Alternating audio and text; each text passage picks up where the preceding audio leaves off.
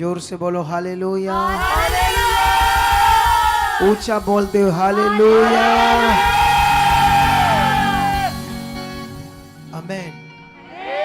बैठ जाओ अपने स्थानों पर और हम ध्यान से उन बातों को, उन वचनों को, सब जो परमेश्वर हमसे बात कर रहा है, उन पॉइंट को सीखेंगे, आगे बढ़ेंगे, ताकि खुदा की बड़ी मर्जी हमारी जिंदगी में क्या हो, पूरी हो। आमीन। हालेलुया। हालेलुया। तुम अपने आप को क्या मानते, सच्चे मसीही मानते हो या नहीं मानते हो? हालेलुया। आप जानते हो ना कि अब हम मसीह में कौन है? मसीह, सच्चे मसीह। आप जानते हो मसीह का मतलब क्या होता है? मसीह का मतलब होता है जो पाप से छूटकर धर्मी ठहरा।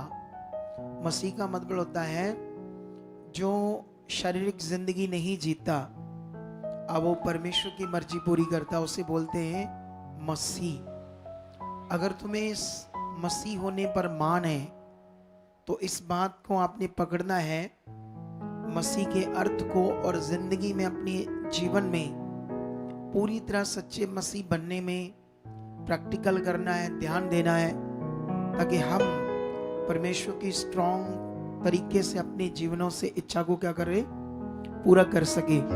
ये है मिनिस्ट्री का हेल्पलाइन नंबर, आप इसमें कॉल भी कर सकते हो और प्रेयर भी करा तो सकते वहां हो। पर मैं थर्सडे बता रहा था,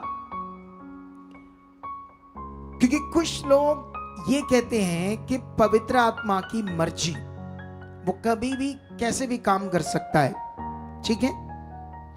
अगर वहां पवित्र आत्मा ने यीशु को यूज किया और यीशु ने एक अंधे की आंख पर थूक दिया या एक गूंगे की जीभ पर थूक दिया, तो मैंने बात की थी मैनर्स की। मैनर्स, जैसे हम मैनर्स सीखते ना, गुड मैनर्स, बैड मैनर्स, जिन्हें गुण कह सकते हैं हम। जैसे मान लो मैंने उदाहरण दी थी कि कोई चाय पी रहा है, तो चाय उसकी बड़ी ऐसे सूप, कई लोग चाय से पीते ना, ऐसे आवाज आती कई लोगों की चाय की, तो ये अच्छा मैनर है उनका, उसकी ये आदत सही है? नहीं सही है, गुड मैनर नहीं है उसमें।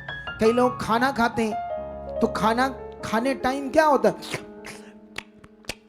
ऐसे आवाज आती कई लोगों की, ये भी गुड मैनर्स नहीं है। कई लोग कपड़े डालने के मैनर्स नहीं होते कई लोगों को, कैसे कपड़े डालने, कैसे बन के रहना है। कितनों को बात समझ आ रही है? इसे बोलते हैं मैनर्स। क्या उस वचन से हमें क्या मैनर्स क्या समझ आ रही है? उस वचन से यीशु ने आंख पर थूका हमें, क्योंकि मैंने ये भी समझाया था, जब भी कोई वचन होता है तो वचन से हमें एक उन्नति मिलती है, और वचन में क्या पकड़ना होता है और क्या छोड़ना होता है, क्या करना होता है वचन में। कितनों को बात समझ आ रही? उस वचन से ये तो समझ आ रही है अंधा ठीक हुआ है, लेकिन ठीक कैसे हुआ, ये कैसे हम पकड़े उस बात को, क्या करें उसके लिए? फिर कहते हैं ये एक बार, कहते आत्मा की मर्जी थी, इसका मतलब मर्जी सिर्फ उस एक बंदे के लिए थी, इसीलिए दुनिया में कभी उस बात को किसी पास्टर ने नहीं किया। अगर वो पौलुस के शरीर पर कपड़ा लगाने की बात की उस अफिसियन के लोगों ने, तो उस पूरे विषय को सर्च करो, वो लोग कौन थे? वो मूर्ति पूजा में डूबे हुए लोग थे, वो शैतानी प्रैक्टिस करते थे वो जादुई किताबों पर विश्वास करते थे, वो सुपरस्टिशंस, जो अंधविश्वास, मटीरियलिस्ट चीजों को बहुत प्रैक्टिस करते थे वो लोग। उनके पास जो उनके कोई बाबा लोग होते थे, उनका थूक, कोई उनकी जूती या उनका कोई डंडा, ऐसी चीजों को वो पवित्र मानते थे, उसको उस पर हाथ लगाते थे। आज भी ऐसी चीजें हो रही है दुनिया। तो उस कल्चर से, उस जो एरिया में जैसा चल रहा था, उस हिसाब से पौलुस को उन्होंने उसके शरीर पर कपड़े लगाए। बाइबल में ऐसे लिखा है, लोगों ने लगाए। पौलुस ने किसी को कोई प्रार्थना करके कपड़ा या कोई चीज नहीं दी। ध्यान से पढ़कर देखो, कितनों को बात समझ आ रही है? अभी मैं समझाता हूं ये वचन पढ़ाकर तुम्हें, क्योंकि जल्दी हमें वापस आना है वचनों के ऊपर और ज्यादा, हमारे पास टाइम भी कम है। हाँ, ये देखो 19 अध्याय में क्या लिखा है, 12 में लिखा, यहां तक के रुमाल, पहले ऐसे पढ़ेंगे 11, परमेश्वर पौलुस के हाथों से सामर्थ के अनोखे काम दिखाता था। ये वचन इसलिए नहीं लिखा गया कि ये जो अगली लाइन है इसको संबोधित कर रहा है, ऑलरेडी परमेश्वर से यूज कर रहा था, वो बात हो रही है। लेकिन यहां पर लिखा यहां तक के रुमाल और अंगाशे उसकी देह से स्पर्श करा करा कर, ये कौन उसकी देह पर कपड़ों को, अपने को, रुमाल को लगा रहे? लोग अपनी मर्जी से। पौलुस ने ऐसी कोई टीचिंग नहीं दी उन्हें। क्या पौलुस ऐसे शिक्षा दे सकता कि मैं मेरी बॉडी में बल है, पावर है, कपड़े लगाओ तुम्हारे लोग हील होंगे? आप सोचो कभी ऐसे कह सकता हो? बोलो, कह सकता है ऐसा? अगर ऐसा है, प्रेरित पौल ने उन्हें टीचिंग दी कि आप मेरे साथ ऐसा करो, मेरे शरीर के साथ कपड़े लगाकर अपने मरीजों को लगाओ, तो फिर तो वो एक बाबा हो गया पौलुस। वो विश्वास पर परमेश्वर के ऊपर नहीं करा रहा। कितनों को बात समझ आ रही? रचना को चेक करके देखो, कुछ लोग आज इस शिक्षा को दबाने की कोशिश कर रहे हैं लेकिन नहीं दबा पाएंगे। कितनों को बात समझ आ रही? क्योंकि खुदा हमारे साथ है। हालेलुया। सिर्फ दबाने की कोशिश नहीं कर रहे, डर भी रहे कि अगर ये बढ़ गई शिक्षा तो हमारा क्या होगा।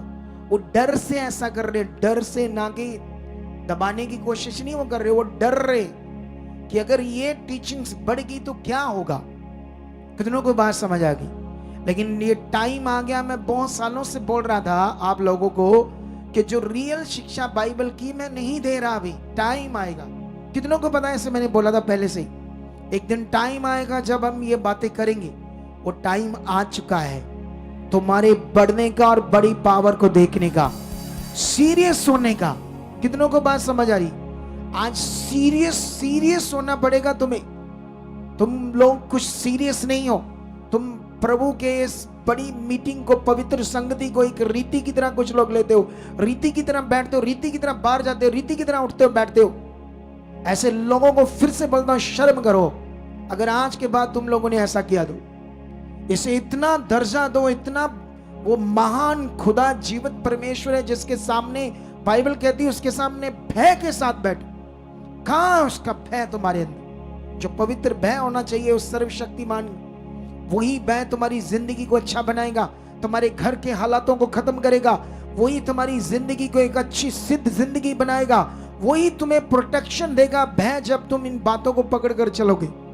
कितनों को बात समझ आ रही है? आज न्याय होगा इस पृथ्वी के ऊपर भी और स्वर्ग में भी।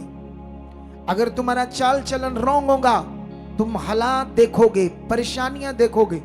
जितने लोग हालात में हैं वो सीरियस नहीं है, जितने लोग हालातों में हैं वो परमेश्वर की इच्छा को ध्यान से पकड़ नहीं रहे, जितने लोग कई चीजों में फंसे हुए हैं, हालात, बीमारी, कई चीजों में, वो परमेश्वर की इच्छा को ध्यान नहीं दे रहे अच्छे से, एक रीति की तरह आ रहे।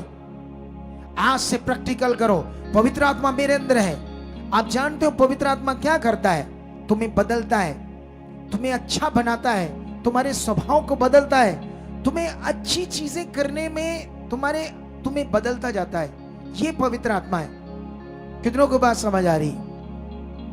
पवित्र आत्मा का ये काम है।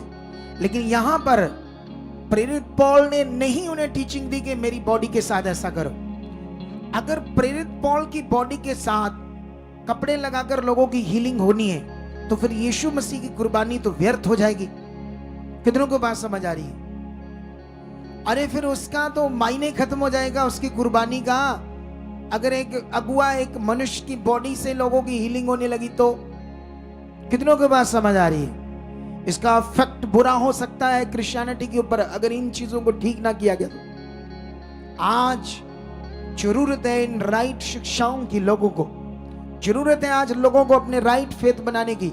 आप जानते हो कभी भी मसीह में जो अगुए होते हैं, जब वो कोई रिवाइवल मीटिंग करते हैं, अगर वहां बहुत बड़ी भीड़ में लोग आते हैं तो वो इसलिए नहीं आते कि बड़े ब्लेस हैं, इसलिए कि उनमें 70 से 80% परेशान लोग हैं। इसलिए आते हैं वो लोग ताकि हमारी जिंदगी में प्रभु आज काम करे, छुए। कितनों को बात समझ आ रही? इसलिए वो आते हैं क्योंकि वो डिलीवर नहीं है, वो इतने ब्लेस नहीं है। समझ आई या नहीं आई? इसलिए ऐसा उनकी जिंदगी में हो रहा है क्योंकि उनके पास राइट चीजें करने की शिक्षा नहीं है। हालेलुया। लेकिन खुदा ने हमें चुन लिया है। हमें, मैंने ऐसे क्यों कहा हमें, हम सभी चुन लिया, हम सबको चुन लिया है, मुझे और आपको। और मेरा और आपका एक फर्ज बनता है कि हम इस शिक्षा को स्प्रेड करें, हम इस बड़े काम को दुनिया तक लेकर जाएं। आज जरूरत है, रियल में सच्ची जबरदस्त जरूरत है परमेश्वर की इस राइट शिक्षा को प्रीच करने के लिए। लेकिन वहां पर मैंने ऐसे सिखाया था, फिर मैंने ना कई सारे वचन बढ़ाए, क्योंकि मैं तो बाइबल टीचर हूं, तो मैंने पढ़ा बाइबल को अच्छे से। तो यहां पर मैंने जब बड़े सारे वचन पढ़ाए, ये पवित्र आत्मा से क्या क्या होना था ये पढ़ाया कल वो थर्सडे मीटिंग को। अब मटीरियल चीजों से क्या होना ये तो कहीं भी नहीं कुछ लिखा, उनके क्या फायदे हैं, उनसे क्या होगा आपकी जिंदगी में, ये तो कुछ भी नहीं पता। लेकिन अब मैं तो रिपीट नहीं कर पाऊंगा, क्योंकि तुम लोगों ने भी ढीठ बने रहे और सुना नहीं वचन थर्सडे।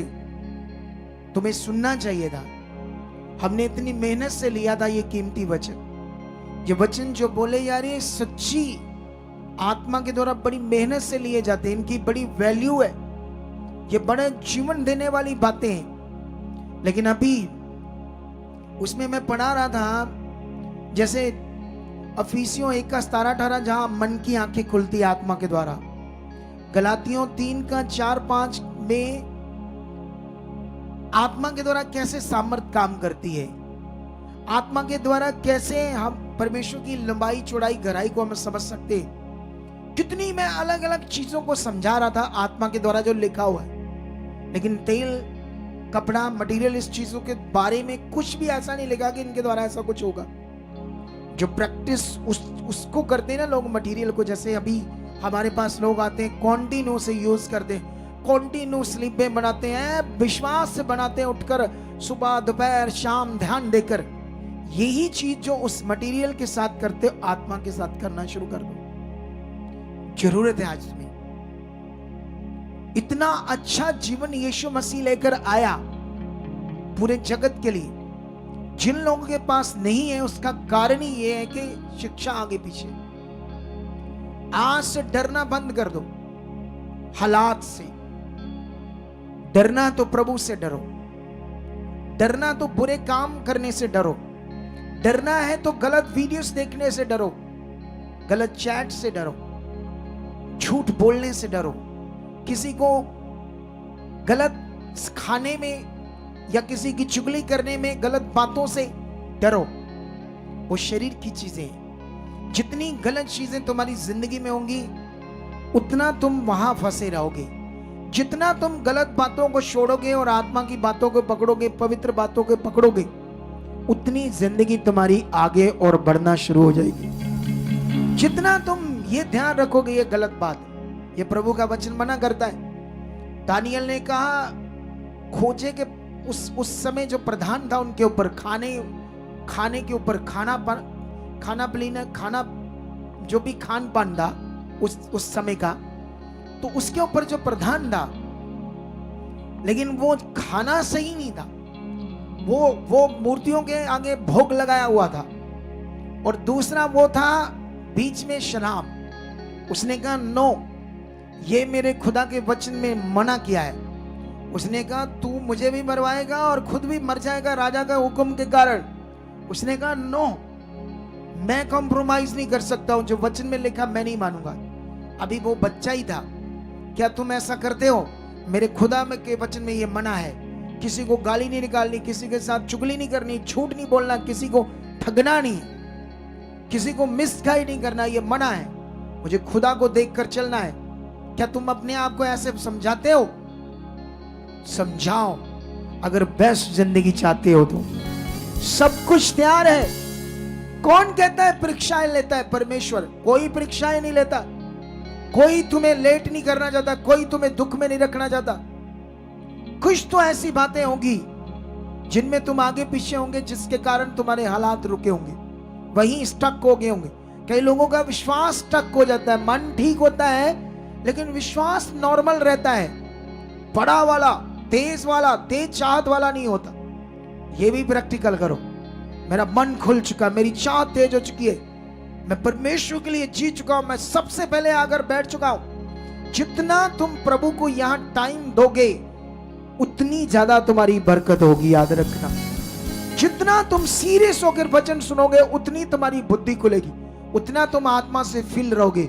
जितना तुम शरीर की अभिलाषाओं को करोगे, इधर जाओगे बाहर जाओगे, उतना दुष्ट आत्मा तुम्हें पीछे करेगा, तुम्हारी बरकत को रोकेगा, फिर वो कोशिश करेगा तुम्हें परमेश्वर से दूर करने की, शैतान। ये है। लेकिन आज मैंने जो थर्सडे टीचिंग दी उसका कुछ पार्ट तुम्हें समझाता हूं, कुछ बातों को जल्दी जल्दी। यहां पर मैं एक दो वचन तुम्हें पढ़ाता हूं, फिर मैं बात करता हूं आपसे आज बड़ी सारी बातें, ठीक है। यहां अगर हम रोमियो में जाते, रोमियो में ये पवित्र आत्मा की बात है। पिछले थर्सडे भी मैं समझा रहा था लेकिन टाइम ज्यादा हो गया था तो मैंने स्टॉप कर दिया था बीच में वचन। लेकिन यहां भी रोमियो 8 का 26 और 27 वचन कहता है, इसी रीति से आत्मा भी हमारी दुर्बलता में सहायता करता है, क्योंकि हम नहीं जानते कि प्रार्थना किस रीति से करना चाहिए, परंतु आत्मा आप ही ऐसी आहें भर भर कर जो बयान से बाहर है हमारे लिए विनती करता है। और मनों का जांचने वाला जानता है कि आत्मा की मनसा क्या है, क्योंकि वह पवित्र लोगों के लिए परमेश्वर की इच्छा के अनुसार प्रार्थना करता है। कितनों को बात समझ आ रही? यह पवित्र आत्मा का काम है आपके लिए परमेश्वर के सामने प्रेयर करनी। जब आप अन्य भाषा करते हो तो अन्य भाषा का मतलब है पवित्र आत्मा परमेश्वर के सामने बातें कर रहा है। जब आप खुद अपनी भाषा में प्रार्थना करते हो तो उसमें भी पवित्र आत्मा आपको मदद करता है, आपको शब्द देता है, समझ देता है कैसे प्रार्थना करनी। इतना बड़ा रोल है पवित्र आत्मा का। लेकिन यहां पर एक और वचन पढ़ते हैं हम अफिसियों की बुक से आपके लिए, ठीक है। ये बड़ा वचन है, बाइबल में लिखा कुरिन्थियस में, परमेश्वर के मन की गूढ़ बातें भी हम आत्मा के द्वारा जान सकते हैं। कैसे? उसकी गूढ़ बातें भी किसके द्वारा? आत्मा के द्वारा। क्या मटेरियल के द्वारा जान सकते हो? नहीं। लेकिन ओरिजिनल ओनाइंटिंग जो है, जिसको ओनाइंटिंग कहते हैं, हमारे लोग ओनाइंटिंग परमेश्वर की सामर्थ को कहते हैं हमारे लोग, लेकिन बाइबल में ओनाइंटिंग का कुछ मीनिंग और है। लेकिन अब चल रहा है तो इतने लोग उसको मानते, तो मेरी अकेले की बात कौन मानेगा? तो इसलिए फिर मैं टाइम आने पर ये सारी चीजें समझाऊंगा, वो वाली भी। लेकिन यहां पर अभी जो ये वाली बात है इसे हम पकड़ते हैं, ठीक है।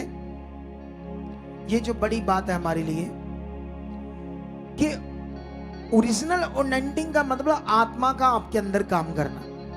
अगर आत्मा आपके अंदर काम कर रहा है कंटिन्यू, तो समझो ओरिजिनल ओनाइंटिंग काम कर रही। एक तेल में ओनाइंटिंग कहते हैं, कपड़े में, वो कैसे उसमें डालते? प्रार्थना करके। अगर आपकी प्रार्थना से मटीरियलिस्ट चीज में ओनाइंटिंग जा सकती है तो मैं कहता हूं लोगों के अंदर भी डायरेक्ट जा सकती है। लेकिन लोगों के अंदर नहीं डालते, चीज में डाल कर देते हैं। कितनों को बात समझ आ गई? उसका उनको एक फायदा होता है ताकि लोग उसमें लगे रहें, क्वेश्चन ना करें कोई कब कैसे अच्छा होगा, उनको एक दलासा सा रहे।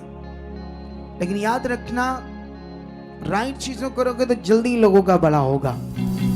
इधर क्यों लोग इतने इतने सालों से प्रभु में चल रहे थे और आपके सामने हीलिंग हो रही? इसी कारण, ये जो हम सही बता रहे हैं। लेकिन अभी यहां पर एक वचन है अफिसियों का ये वचन है 4 का 23 और 24 कैसे लिखा है? और अपने मन के आत्मिक स्वभाव में नए बनते जाओ। किसके द्वारा? पवित्र आत्मा के द्वारा। और नए मनुष्यों को पहन लो जो परमेश्वर के अनुरूप सत्य की धार्मिकता और पवित्रता में सिरजा गया है। यह है पावरफुल बात जो आत्मा के द्वारा होनी है। इसी का एक और वचन है 30 और 31 अफिसियों का।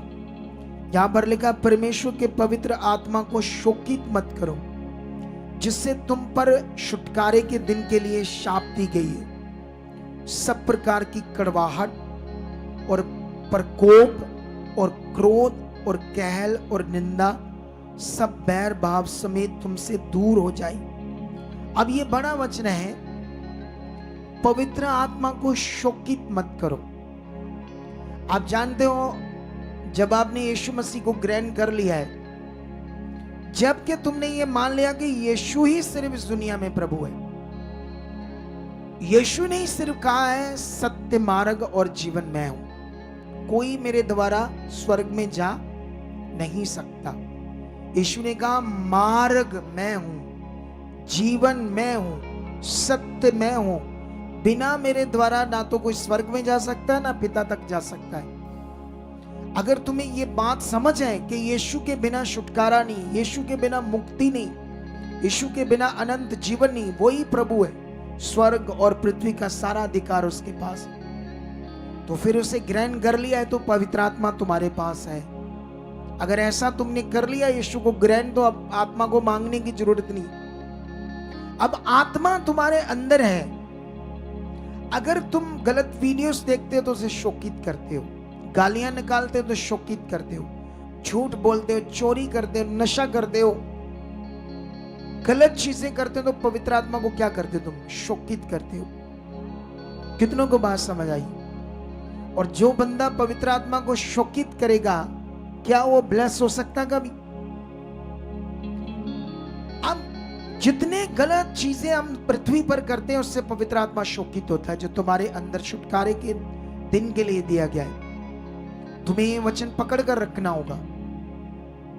कुछ लोग जब शरीर में चले जाते हैं और जब शैतान उन्हें कंट्रोल करता है, फिर वो जो पाप होता है ना, जैसे व्यभिचार, कई लोगों का व्यभिचार में बड़ा मन होता है। ये जो व्यभिचार में बड़ा मन होता है ना, ये शैतान के कंट्रोल में चला जाता है। वो ना चाहते हुए उसकी सोचे गंदी उधर जाती है व्यभिचार में। ये भी पवित्र आत्मा को शोकित करना है। और जितने लोग इन चीजों में जाएंगे वो बीमारियों में भी जाएंगे, खतरनाक बीमारियां उनकी जिंदगी में होंगी, हालात आ जाएंगे, क्योंकि वो गलत चीजें करने स्टार्ट हो गए। कितनों को बात समझ आ रही है? आज पवित्र आत्मा का काम है आपके अंदर काम करना, बाहर नहीं वो काम करता पवित्र आत्मा। कितनों को बात समझ आ रही? आत्मा का मतलब आपका बदलना। जैसे अभी मैंने पढ़ाया था, तुम उस आत्मिक स्वभाव में नए बनते जाओ। तुम्हारा जो आत्मिक स्वभाव वो बदलता है, तुम फिर अच्छी चीजें करते हो, चर्च में आकर झाड़ू लगाते हो, ये भी आत्मिक स्वभाव में आता है। तुम सेवा करने आते हो, प्रभु का काम चल रहा है, तुम फिर जब तुम शारीरिक होते हो, खाना खाते हो, पहले खाने को वेस्ट करते हो, ज्यादा डलवाते हो, लंगर, ये शारीरिक गंदा स्वभाव है। फिर उसे फेंक कर चले जाते, थाली धोकर भी नहीं जाते, ये तुम्हारा शारीरिक स्वभाव है। यहां कितने लोग ऐसे हैं शारीरिक स्वभाव वाले, जो अजीब अजीब बुद्धि के लोग हैं, जितना मर्जी समझाओ समझते नहीं। कितनों को बात समझ आ रही है? ये शारीरिक बुद्धि है, शारीरिक स्वभाव तुम्हारा खतरनाक लॉस है। ये लॉस है हमारी जिंदगी का। जब तुम आत्मिक स्वभाव में बदलते हो, तुम्हारा मन परमेश्वर के लिए उठता है। तुम्हारा सेवा करने को, बर्तन साफ करने में, झाड़ू लगाने में, इधर कितने काम चल रहे हैं, वॉलंटियर के काम में, किसी भी काम में तुम्हारा मन उछलता है कि मैं करूं। अब आत्मा काम कर रहा है, आत्मिक स्वभाव बढ़ रहा है। कितनों को बात समझ आ रही है? जब ये चीजें नहीं होती, अगर तुम सेवा कर भी रहे हो, खड़े रहते हो बुत की तरह, कोई सीरियस नहीं होते क्या आगे पीछे हो रहा है। अगर कोई बात किसी ने गलत कर भी दी तो उसको आप, किसी वॉलंटियर का काम नहीं है किसी को बदतमीजी से बोले।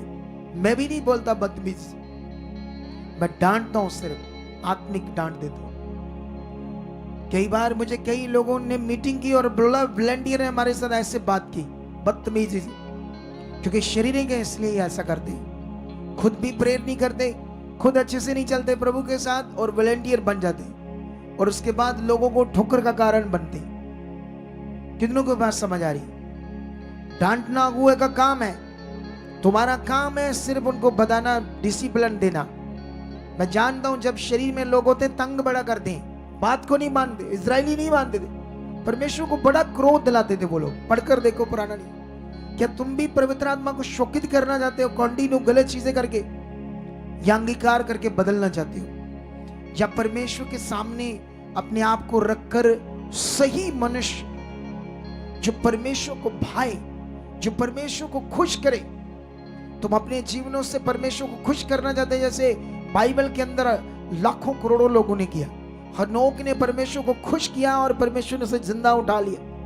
एलिया ने परमेश्वर को खुश किया तो उसने मौत नहीं देखी, स्वर्ग से रथ आता है उसके लिए, अग्नि में घोड़ों का रथ, जिस पर बैठकर वो ऊपर जाता है। सोचो कैसा जन था, कैसा उसको खुश किया था, कैसा उसका मन था, कैसा उसका जीवन रिश्ता था परमेश्वर के साथ, कि एक रथ उसको पृथ्वी से लेने के लिए आता है। सोचो, हालेलुया। इतना खुश किया होगा। क्या मैं खुश नहीं कर सकता? मैं टाइम से आकर नहीं बैठ सकता? मैं एक बोतल पानी की नहीं रख सकता अपने पास? एक दिन में 5-4 घंटे नहीं परमेश्वर को दे सकता? बाकी दिन तो मैंने आना नहीं। मेरे लिए क्या 5 घंटे 6 घंटे भी अच्छे से नहीं मैं दे सकता प्रभु को? हालेलुया। कितनों को बात समझ आ रही? देने हमने करना है, ये लाभ है तुम्हारा, करके देखो। जिस दिन ये करना स्टार्ट हो जाओगे ना, प्रेयर बढ़ जाएगी, हीलिंग आना शुरू हो जाएगी, बरकत आना शुरू हो जाएगी, रास्ते खुलने शुरू हो जाएंगे। इतना आसान है खुदा के साथ बरकत को पाना। बरकत इसलिए नहीं कुछ लोग पा रहे क्योंकि शरीर में कंटिन्यू है, जो खुदा की इच्छा उसे समझ कर नहीं कर रहे। हालेलुया। लेकिन इस बात को पकड़ कर रखो। लेकिन लास्ट में मैं जल्दी आपको याकूब की पत्री के बारे में कुछ समझाना चाहता हूं। मैंने थोड़े दिन पहले कहा था याकूब की पत्री में कुछ बातें हैं जो तुम्हें समझनी बड़ी जरूरी है। और यहां पर चैप्टर 2 है। आप जानते हो इसको, अगर हम ये याकूब कौन है, बाइबल में रिसर्च लोग इसे हाफ ब्रदर कहते हैं यीशु मसीह का। क्या कहते हैं इसको? Half brother. जिस औरत से यीशु मसीह ने जन्म लिया उसी औरत से इसने जन्म लिया, ये याकूब ने। ठीक है, ध्यान दो इधर मेरी तरफ। लेकिन यीशु मसीह ने जिस औरत से जन्म लिया उसके गर्भ के अंडे यूज नहीं हुए क्योंकि वो कुंवारी थी। और कोई भी जो एक पिता का स्पर्म यूज होता है वो यूज नहीं हुआ। अगर एक पिता का स्पर्म और एक औरत के गर्भ के अंडों से जब बच्चा पैदा होता है, अगर यीशु भी ऐसे पैदा होता तो वो पापी पैदा होता हमारी तरह। लेकिन यीशु ऐसे पैदा नहीं हुआ। उसका जन्म अद्भुत है, यूनिक जन्म है। कितनों को बात समझ आ रही है? लेकिन ये जो याकूब है, ये 12 गोत्र, जो इज़राइल के 12 गोत्र हैं जो अलग अलग देशों में बसे हुए, उनके लिए पत्री लिख रहा है। और इस पत्री में वो पवित्र आत्मा की बात कर ही नहीं रहा। कितनों को बात समझ आ रही? अनुशासन की बात कर रहा है। वो ऐसे बात कर रहा है कि जैसे मान लो, इधर ध्यान दो, हमारी जिंदगी यीशु मसीह में बदलनी चाहिए। ये जो लोगों को पत्री लिख रहा है, ऐसा नहीं कि उन लोगों ने यीशु पर विश्वास नहीं किया था। उन लोगों ने यीशु पर विश्वास किया था, लेकिन वो ना उन्हें, जैसे वो लोग व्यवस्था की रीतियों पर बहुत लॉन्ग टाइम तक मन लगाकर रखते थे। कितनी गड़बड़ चल रही थी उनके बीच में भी। जैसे अभी जब नए नए लोग आते हैं तो वो किसी धर्म से आते हैं, फिर उनके धर्म की रीतियां होती है तो वो कहते हैं अच्छा लोग हमें क्या कहेंगे, हमें तो रीतियां भी करनी है, इधर भी आना है। हमारा धर्म हमारी रीतियां में जीवन तो नहीं देती, जीवन तो यीशु में मिलता है। लेकिन क्या करें, ऐसा मिक्स रहते हैं वो लोग, और जो मिक्स रहते हैं वो भी परेशान रहते हैं। कितनों को बात समझ आ रही? ये लोग भी मिक्स है, यीशु में आ गए, उनके दिमाग में वो पुरानी व्यवस्था भी चल रही थी, इसलिए ये पत्री लिखी गई। इस पत्री में बड़ी चीजें वो समझाता है, जैसे जीभ के ऊपर बुरा ना बोलना, इस पत्री में चेक करना, गरीबी अमीरी के ऊपर बात करता है वो, फिर वचन को सुनना और पूरा करना इसके ऊपर बात करता है, परीक्षाओं के ऊपर बात करता है वो, और 2 में जो बात करता है वो विश्वास के ऊपर बात करता है, याकूब। लेकिन यहां से जब हम पढ़ते हैं तो वो समझाता है कि जो विश्वास है तुम्हारा, वो ऐसे लिखा है 14 से पढ़ते हैं, हे मेरे भाइयों, यदि कोई कहे कि मुझे विश्वास है पर वह कर्म ना करता हो तो इससे क्या लाभ? क्या ऐसा विश्वास कभी उसका उद्धार करा सकता है? यदि कोई भाई या बहन नंगे उगाड़े हो और उन्हें प्रतिदिन भोजन की घटी हो और तुम में से कोई उससे कहे कुशल से जाओ, तुम गर्म रहो और तृप्त रहो, पर जो वस्तुएं दे के लिए आवश्यक हैं वह उन्हें ना दो तो क्या लाभ? वैसे ही विश्वास भी यदि कर्म सहित ना हो तो अपने स्वभाव में मरा हुआ है। ठीक है, अब याकूब उन लोगों को क्यों ऐसी शिक्षा दे रहा है, इसको भी तुम्हें समझना होगा कि वचनों का सही से समझना भी बड़ा जरूरी है। लेकिन आगे जाकर और पढ़ते क्या लिखा है, वरन कोई कह सकता है कि तुझे विश्वास है और मैं कर्म करता हूं, तू अपना विश्वास मुझे कर्म बिना तो दिखा और मैं अपना विश्वास अपने कर्मों के द्वारा तुझे दिखाऊंगा। तुझे विश्वास है कि एक ही परमेश्वर है, तू अच्छा करता है। दुष्ट आत्मा भी विश्वास करते हैं और थरथराते हैं। पर हे नकम्मे मनुष्य, क्या तू ये भी नहीं जानता कि कर्म बिना विश्वास व्यर्थ है? जब हमारे पिता अब्राहम ने अपने पुत्र इसहाक को वेदी पर चढ़ाया तो क्या वह कर्मों से धार्मिक ना ठहरा था? अतः तूने देख लिया कि विश्वास ने उसके कामों के द्वारा उसके कामों के साथ मिलकर प्रभाव डाला है और कर्मों से विश्वास सिद्ध हुआ है। अब यहां पर वो अब्राहम की शिक्षा देता है, अब्राहम को उन लोगों के लिए बात करता है क्योंकि वो अब्राहम को बहुत प्रमुख मानते थे, बड़ा मानते थे, इसीलिए उसकी वो उदाहरण देकर बात करता है। लेकिन सेम वचन प्रेरित पौल भी लिखता है। प्रेरित पौल यीशु मसीह का क्रॉस पर चढ़ना, जी उठने का जो उद्धार का विषय है, जो स्वर्ग की सबसे बड़ी चाबियां हैं, कुंजियां परमेश्वर ने प्रेरित पौल को दी, कुंजियां जिसे हम बोल सकते हैं भेद के वचन। लेकिन वो क्या लिखता है इसी बात को, इस पर हम ध्यान देंगे रोमियो में। ठीक है, एक जल्दी से रोमियो का वचन पढ़ते हैं, 4 में 4 का 1 लिखते हैं, इसलिए कि हम क्या कहें कि हमारे शारीरिक पिता अब्राहम को क्या प्राप्त हुआ? क्योंकि यदि अब्राहम कामों से, कर्मों से धर्मी ठहराया जाता तो उसे घमंड करने की जगह होती, परंतु परमेश्वर के निकट नहीं। पवित्र शास्त्र क्या कहता है? ये कि अब्राहम ने परमेश्वर पर विश्वास किया और ये उसके लिए धार्मिकता गिना गया। काम करने वाले की मजदूरी देना दान नहीं परंतु हक समझा जाता है, परंतु जो काम नहीं करता वरन भक्तिहीन के धर्मी ठहराने वाले पर विश्वास करता है, उसका विश्वास उसके लिए धार्मिकता गिना जाता है। जिसे परमेश्वर बिना कर्मों के धर्मी ठहराता है उसे दाऊद भी धन्य कहता है। धन्य वह जिनके अधर्म क्षमा हुए, जिनके पाप ढांपे गए। धन्य वह मनुष्य जिसे परमेश्वर पापी ना ठहराए।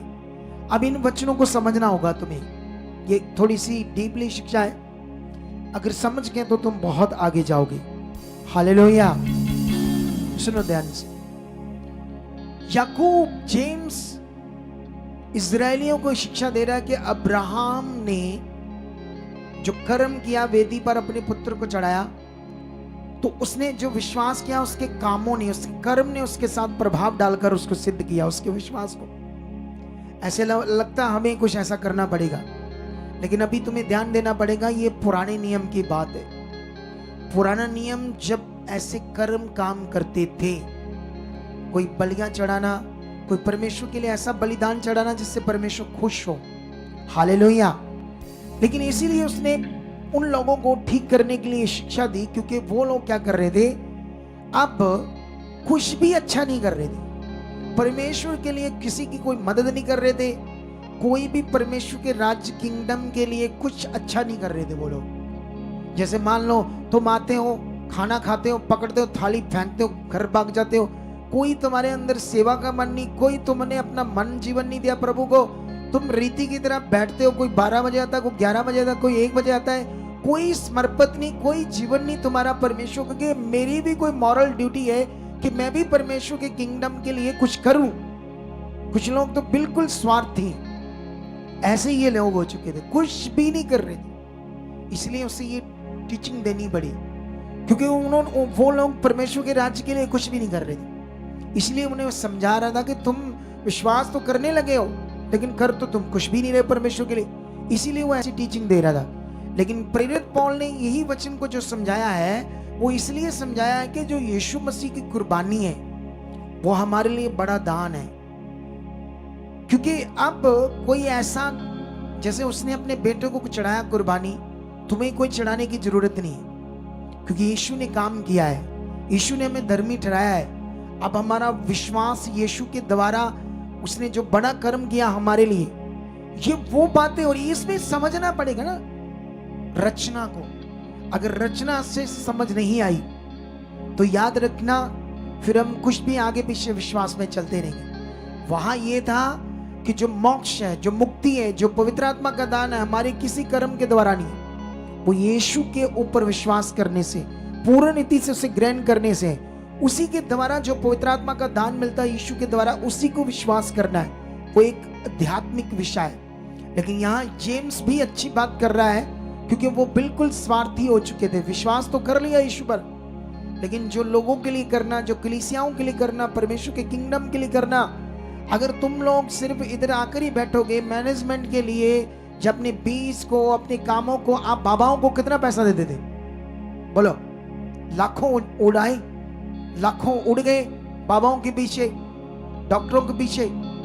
क्या मन बनाया मैंने लाखों रुपए बाबाओं को दिए, मजबूरी में, जब मैं तकलीफ में था, और भी देना पड़ता, घर भी बेचना पड़ता तो देता। लेकिन जब मेरे ऊपर उपकार हुआ तो क्या मैंने लाख 2 लाख ऐसे दिल से कि मैंने भी प्रभु का शेड बन रहा है, कमरे बन रहे, जगह ले रहे, ब्रांचेस बन रहे, मैं भी देता हूं 2-3 लाख। क्या ऐसा मन आया मैंने लाखों तो दवाइयों में दी? लेकिन अब यहां मन नहीं है। यही वो चीज समझा रहा था कि तुम अब कर्म नहीं कर रहे हो। कितनों को बात समझ आ रही? सूख रहे हो तुम। इस शिक्षा को पकड़ कर रखना। आज हमें जीना है खुदावंद के लिए, उसके किंगडम के लिए। जितना तुम करोगे उतना ही बड़ा फल तुम्हारा होगा। जितना उसके लिए जियोगे उतनी आशीष तुम्हारी ज्यादा होगी। जितना तुम ध्यान उसके वचनों में लगाओगे, जितना उसकी इच्छा में चलोगे, उतनी ज्यादा बरकत होगी। जितना जल्दी आकर बैठोगे उतनी बड़ी तुम्हारी आशीष होगी। जितना तुम लेट आओगे उतनी तुम्हारी प्रेयर में मन नहीं होगा, तुम्हारा यहाँ बैठने को अच्छा मन नहीं होगा, उतना दुष्ट अंदर नेगेटिविटी काम करती रहेगी। इसीलिए बाइबल कहती शरीर को मारो। क्या आप रेडी हो? शरीर को मारकर अपनी बरकतें जो रखी खुदावंद ने इतनी ज्यादा, वो लेने के लिए तैयार हो? हालेलुया। ये शरीर है। मैं घंटों प्रेयर में रहता हूं, सारा दिन मैं पूरा दिन अपने रूम में रहा, जरा सा बाहर आया, रात तक, आधी रात से भी ऊपर तक मैं 2 बजे 2:30 बजे तक जागता रहा प्रेयर में। कितनों को बात समझ आ रही? किसके लिए? परमेश्वर के लिए, उसकी इच्छा के लिए, आपके लिए। क्या मुझे कोई कुछ प्रॉब्लम होती है? क्या मैं तुम्हारी तरह दुख में रहता हूं? क्या मैं तुम्हारी तरह हालात में रहता हूं? तुम भी आगे बढ़कर देखो कैसे तुम हालात में रह जाओगे। आज से अंगीकार करो, मेरा मन बदल चुका है, मैं बढ़ चुका हूं, मैं आगे आ चुका हूं। जो मैं सुन रहा हूं उसे मैं बड़ा तगड़ाई से कर रहा हूं। जितना तुम्हारा मन बड़ा हो जाएगा उतनी बड़ी आशीष तुम्हारी होगी। तुम्हें हर हालत में अपने आप को पॉजिटिव बनाकर रखना होगा। हालात भी है तब भी परमेश्वर धन्यवाद, आप मेरे हालात पर ध्यान नहीं देना, परमेश्वर पर, इन गवाहियों पर, इस पावर पर जो तुम यहाँ सीख रहे हो। तुम मिस्त्री का काम करते हो, तुम्हें वो ठेकेदार बना सकता बड़ा वाला। अगर तुम खड़े रहे, अपने बीज को वफादारी से बोए और अंगीकार करते रहे, मुझे बुद्धि दे चुके हो, मैं अच्छा ठेकेदार बन चुका हूं, मैं ज्यादा पैसे कमाकर और बोने वाला बन चुका हूं। ऐसा खुदा तुम्हारे साथ कर सकता है। कितनों को बात समझ आ रही? हालेलुया। बाकी एक चीज पर ध्यान दो, सिर्फ खुदा के साथ चलकर ही भला है, वरना नहीं। अहमदाबाद का जो एक्सीडेंट हुआ इतना बड़ा, जो अहमदाबाद से फ्लाइट उड़ा इंग्लैंड के लिए, उसमें 242 लोग थे। उसमें एक डॉक्टर था जो इंग्लैंड में 6 साल से डॉक्टर की प्रैक्टिस कर रहा था। इतनी मेहनत की, स्टडी की, सब कुछ किया, 6 साल परिवार से दूर रहे। यहाँ उसकी वाइफ डॉक्टर थी, बच्चे छोटे छोटे थोड़े थोड़े बड़े हो गए थे, और 6 साल अलग रहकर सारा सेटअप करके उनको लेकर अब प्लान किया था अच्छे से जिंदगी जीने का, बच्चों के भविष्य को बनाने का। उसी फ्लाइट में वो लोग थे। उन्हें नहीं पता था कि चंद मिनटों के बाद हम खत्म हो जाएंगे, हमारे बच्चे भी खत्म हो जाएंगे। उस फ्लाइट में चेक करो, किसी का बेटा, किसी के माँ बाप, किसी के बहन भाई, वो भाई हो सकता है उसमें जो अपने भाई से प्यार नहीं करता था, लेकिन जब भाई मर गया अब वो सोच रहा होगा, काश मैं क्यों झगड़ता रहा, एक मौका उससे मिलता तो हम अच्छे से रहते। जो अनाज्ञाकारी बच्चे उसमें होते, जो जिन अनाज्ञाकारी बच्चों के जो माता पिता उसमें थे, वो सोचते होंगे हमने अपने माता पिता की कभी इज्जत नहीं की, कभी उन्हें वो दर्जा नहीं दिया, काश हमें मौका मिलता तो ये काश काश ही रह जाएगा, जिंदगी मौका नहीं देगी। तुम लोग इधर उधर भटकते हो, ऐसी चीजें शरीर की करते हो, मुझे थोड़ा गुस्सा आता है और आत्मा भी शोकित होता है। तुम सीरियस नहीं हो रहे। कुछ लोग, तुम्हारा स्वभाव तुम बदलने के लिए कभी परमेश्वर के सामने नहीं जाते।